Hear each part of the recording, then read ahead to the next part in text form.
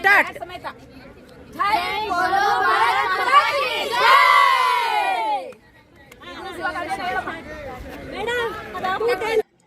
ಶಿವಮೊಗ್ಗದಲ್ಲಿ ನಡೆದ ಸರ್ಕಾರಿ ನೌಕರರ ರಾಜ್ಯ ಮಟ್ಟದ ಬಾಲ್ ಬ್ಯಾಡ್ಮಿಂಟನ್ ಕ್ರೀಡೆಯಲ್ಲಿ ಸತತವಾಗಿ 4ನೇ ಬಾರಿ ವಿಜೇತರಾಗಿ ಪ್ರಥಮ ಬಹುಮಾನ ಪಡೆದು ಚಿಂತಾಮಣಿ ತಾಲೂಕು ಹಾಗೂ ಜಿಲ್ಲೆಗೆ ಕೀರ್ತಿ ತಂದ ಮಹಿಳಾ ನೌಕರರಾದ H N. Jayalakshmi, Veena K, R. Shailaja, Nagaveni, Nalini S, Roopa T V, Nandini M, Rekha A, Veena N ರವರುಗಳನ್ನು ಸರ್ಕಾರಿ ನೌಕರರ ಸಂಘದ ರಾಜ್ಯಾಧ್ಯಕ್ಷ ಚಡಕ್ಸರಿ ಅವರು ಅಭಿನಂದನೆಗಳನ್ನು ಸಲ್ಲಿಸಿ ಶುಭ ಹಾರೈಸಿದ್ದಾರೆ.